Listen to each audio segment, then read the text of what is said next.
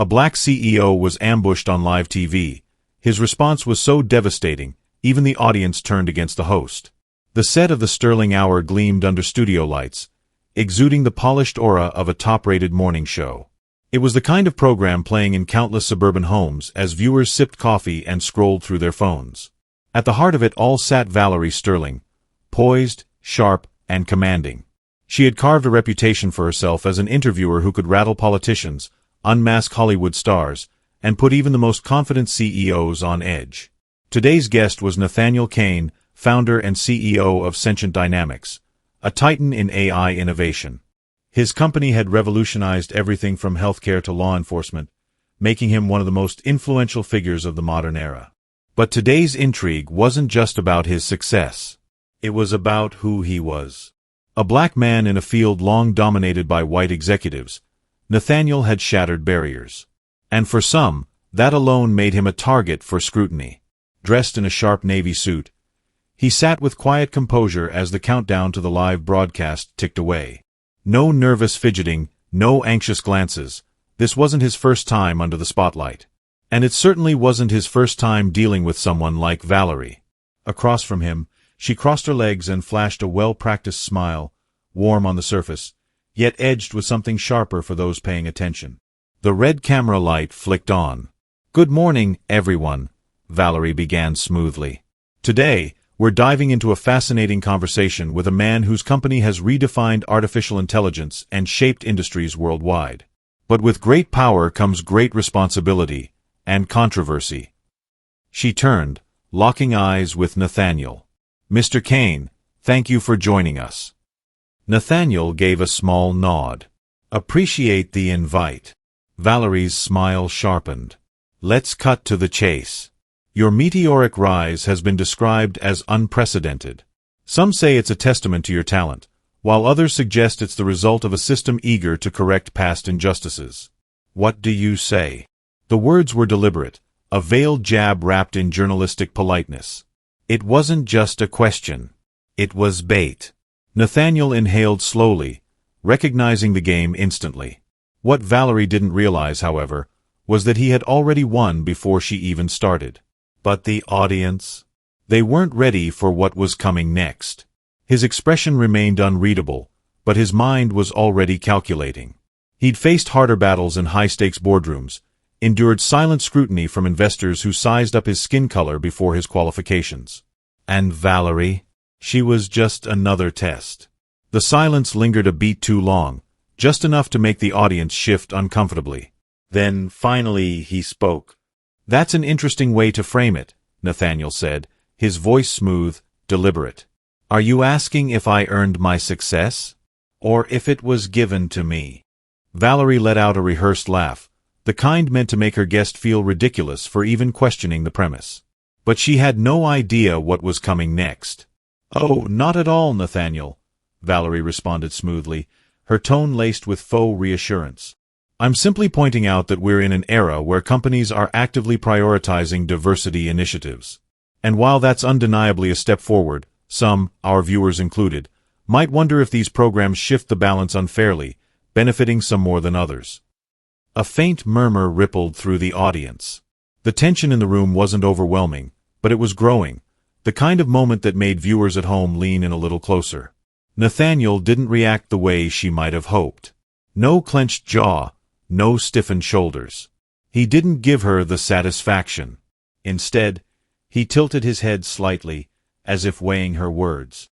"Let's unpack that," he said, his voice steady.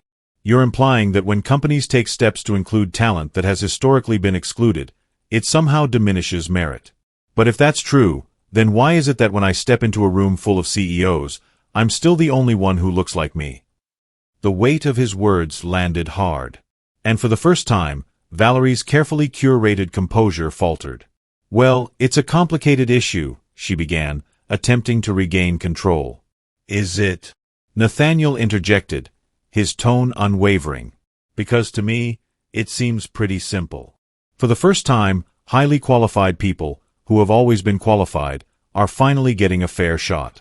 And yet, when someone like me reaches the top, no one asks how many hours I worked, how many sacrifices I made, or how many nights I spent building this from the ground up. Instead, they ask if the system gave me a handout. A single clap echoed from somewhere in the audience before it was hastily silenced. Valerie straightened, determined to steady herself. I think what people are really asking. No, Nathaniel interrupted smoothly. I think you're asking if I deserve to be here. Silence. For the first time, Valerie's well-rehearsed smile faltered, just slightly, but enough for the camera to catch. Nathaniel leaned back, crossing one leg over the other, exuding nothing but ease.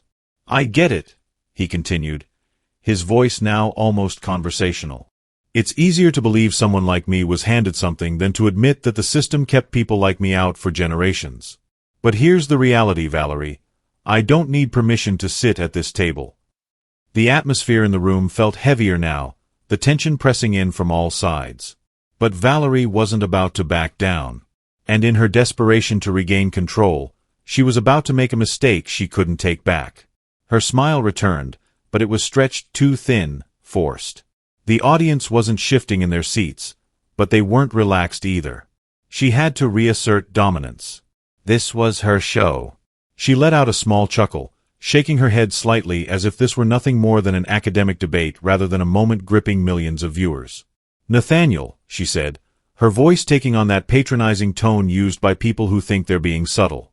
I think you're misunderstanding me. No one is questioning your intelligence or talent. You've built something remarkable. But let's be honest. In this country, we do have to acknowledge that initiatives like diversity hiring have reshaped the way businesses operate. And while well-intended, many believe they sometimes result in less qualified individuals being elevated over those who may have been better suited for the role. Surely, you can see why that's a concern. There it was. The mask had slipped. She wasn't even pretending anymore. Nathaniel exhaled, not in frustration, but with the kind of patience that only comes from years of hearing the same tired argument, dressed up as something insightful. I see exactly what you're saying, he said, nodding once. But let me ask you this. When was the last time a white CEO sat in this chair and was asked if they really earned their position? When was the last time a Fortune 500 company hired an average white man, and someone turned around and said, well, maybe he didn't deserve it? Silence. And this time, it wasn't Nathaniel who was on the defensive. Maybe he's only here because the system gave him a boost. Valerie parted her lips to respond, but Nathaniel wasn't finished. If we're going to talk about unearned opportunities, he said, his tone measured, let's be honest about where that conversation really belongs. He leaned forward slightly, the weight of his words settling over the studio. For decades, centuries, even, companies have been led by men who all looked the same. And no one ever stopped to question whether they truly earned their positions. No one asked if a CEO got a head start because his father had industry connections. No one wondered if an executive climbed the ladder because he belonged to the right country club, rather than because he worked harder than everyone else. Silence. Thick and absolute. Nathaniel studied her, tilting his head slightly.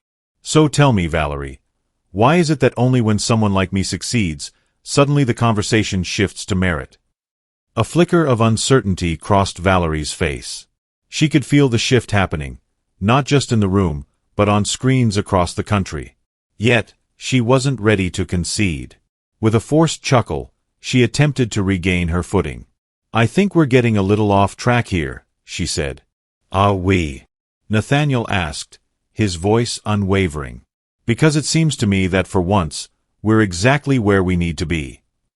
The tension had sharpened, cutting through the air like a blade. And then Valerie made the mistake.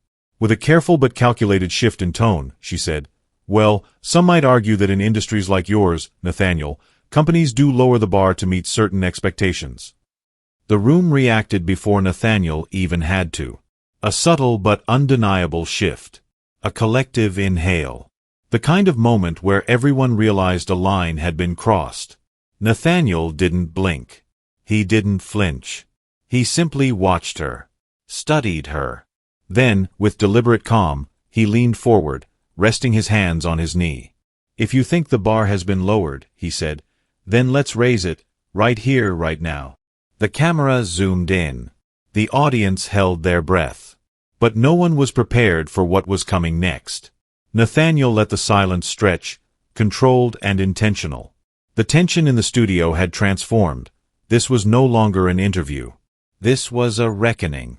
Valerie's lips parted slightly, but no words came. She had expected pushback, maybe even a heated argument. But not this. Not a challenge so precise, so undeniable. Nathaniel turned slightly, addressing not just Valerie, but the millions watching from their living rooms, offices, and coffee shops. You said earlier that diversity initiatives might be giving opportunities to people who don't deserve them, he said smoothly. So let's look at the numbers. He gestured, his movements deliberate, controlled. As of today, there are exactly 6 black CEOs in the Fortune 500. Out of 500. That's just over 1%. He let that sink in. Now tell me, if the bar were really being lowered to make space for people like me, wouldn't those numbers look a little different? A murmur rippled through the audience. Valerie's fingers twitched on the cue cards in front of her, but she stayed silent. Nathaniel leaned back slightly, his voice steady. You know what I had to do to get here, Valerie? He asked, his gaze unwavering. I had to build a company from nothing. I had to walk into investor meetings where they assumed I was the assistant. I had to outperform my competition 10 times over because I knew that if I failed, I wouldn't just be seen as Nathaniel Cain failing. I'd be seen as proof that people like me don't belong in this space. He paused, letting the weight of his words settle. And meanwhile, he continued, there are executives sitting at the top of billion-dollar corporations right now who landed there because their father made a few phone calls. And somehow, nobody ever questions whether they belong. The audience was shifting now, nodding, absorbing every word. They weren't just listening. They were understanding. They weren't just watching anymore. They were absorbing. Valerie shifted in her seat, attempting to regain control. Her fingers smoothed the papers in front of her, a reflex, a distraction. Nathaniel, I think you're making some broad generalizations, she said, her voice carefully measured. No one is denying that you've worked hard, but the reality is. The reality, Nathaniel cut in, voice smooth, is that people only ask these questions when someone who looks like me succeeds. He leaned forward slightly, his gaze unwavering. When a white executive takes the helm of a major company, no one assumes they got there because of a diversity initiative. No one ever turns to them and asks, hey, do you think you got this job because someone lowered the bar? The words hung in the air, heavy and inescapable, a mirror reflecting the uncomfortable truth. Valerie opened her mouth, but no words came. Nathaniel exhaled lightly through his nose, a near imperceptible shake of his head. Then, with quiet precision, he delivered the final blow. You don't actually care about merit, he said, his eyes locked onto hers. You care about keeping people like me from having a seat at the table. A pause. A beat. And that, Valerie, is the real conversation. The silence that followed was deafening. The mask of Valerie Sterling, the polished, in-control television host, slipped, just for a second. The camera caught it. Millions of viewers caught it. And that's when everything changed. For the first time in her career, Valerie looked rattled. It was subtle, just a shift in posture, a flicker of something unreadable in her eyes, but it was there. And it was enough. Enough for the audience to notice. Enough for them to rewind and replay. Enough to be remembered. She needed to recover. Fast. Well, Nathaniel, she began, her voice softer now, more careful. I think we can all agree that these conversations are nuanced. No one is saying you haven't worked hard. Nathaniel smiled. Not the kind of smile that signaled agreement. The kind that said, I see exactly what you're doing. Except that's exactly what you're saying, he replied smoothly. He didn't rush. He didn't waver. You didn't bring me here to talk about my company. You didn't want to discuss the technology we're developing, the ways it's shaping the future. No. His tone was calm, almost matter-of-fact. You brought me here to ask if I deserved my success. A fraction of a second passed, a breath, a moment. And that question, Valerie, is the problem. Valerie inhaled sharply, But Nathaniel wasn't finished. You see, when people like me succeed, people like you feel the need to investigate, to analyze, to search for some reason, any reason, why we shouldn't be here. His gaze never left hers. But when people who look like you succeed, a pause. It's just expected. His voice never rose. He never lost his composure. And yet, he had just turned this interview into something she never anticipated. A lesson. Nathaniel's expression remained steady. I've spent my entire career proving myself to people who started 10 steps ahead of me, he continued. And I'll keep doing it. Not because I need their validation. His voice dipped, quiet but unwavering. But because I refuse to let the next generation of people who look like me grow up thinking they have to apologize for their own success. The reaction came before Valerie could respond. A few claps at first. Then more. Then the kind of applause that wasn't just polite, it was a statement. Valerie's gaze flickered toward the control booth, searching for a lifeline. But there wasn't one. Not this time. She forced a smile, but it didn't reach her eyes. Well, she said, clearing her throat, we certainly appreciate your perspective.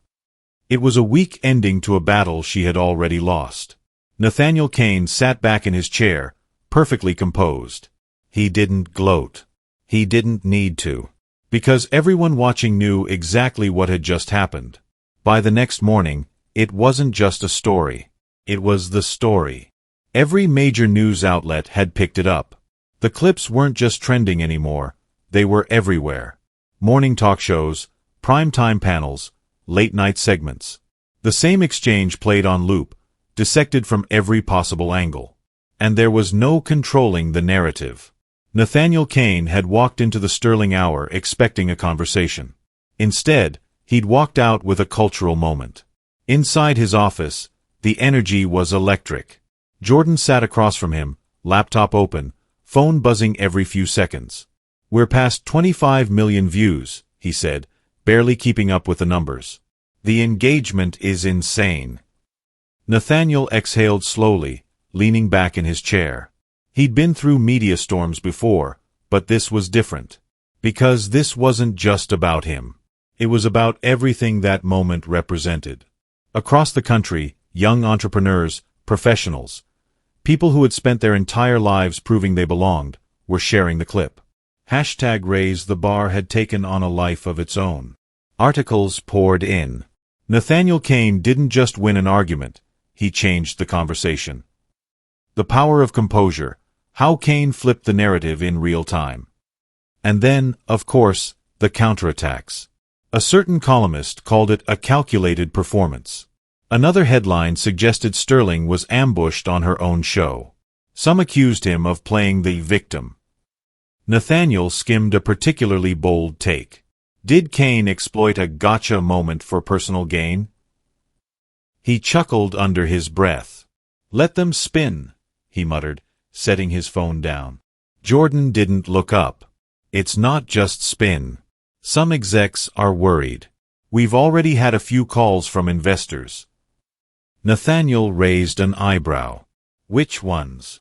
Jordan clicked through emails. Mostly the usual suspects. The ones who don't like controversy. Nathaniel's expression didn't change. So, the ones who were never fully on board to begin with. Jordan hesitated, then nodded. Nathaniel leaned forward, clasping his hands. Then let them worry. The people who matter aren't questioning whether I belong. A beat of silence. Then Jordan's phone vibrated again, and his eyebrows shot up. You might want to see this. He turned the screen toward Nathaniel. It was Valerie Sterling. A carefully crafted statement, posted across her social media accounts. She hadn't apologized. She hadn't doubled down. Instead, she'd done something far more calculated. She had pivoted. Her post read, "Important conversations aren't always comfortable, but they are necessary. I'm grateful for the discussion we had, and I look forward to continuing these dialogues in the future." Jordan scoffed. Classic damage control. Nathaniel simply smiled. Because he knew exactly what this was. Valerie Sterling had lost the battle. But she was already preparing for the next one. And so was he. By noon, the fallout had reached boardrooms. Networks were holding emergency meetings. Sponsors were making phone calls. The Sterling Hour's producers were scrambling, debating whether to ride out the storm or distance themselves. And then came the first real consequence. One of Valerie's biggest sponsors, a major tech company, announced they were re-evaluating their partnership. The statement was vague, but the implication was clear. This wasn't just controversy. This was liability. Nathaniel sat in his office, sipping his coffee as Jordan rattled off updates. Another speaking request just came in. Tech Innovators Summit. They want you on a panel. Jordan scrolled. Forbes wants an op-ed. CNN wants a sit-down. And he glanced up, eyes sharp. We just got a call from the New York Times. Nathaniel raised an eyebrow. For what? Profile piece. Jordan's grin was slight but knowing. Not just business. Legacy. Nathaniel leaned back in his chair, considering. He'd always known his work would make an impact. He just hadn't expected this moment to be the catalyst. But he wasn't going to waste it. Across the city, Valerie Sterling was making her own moves.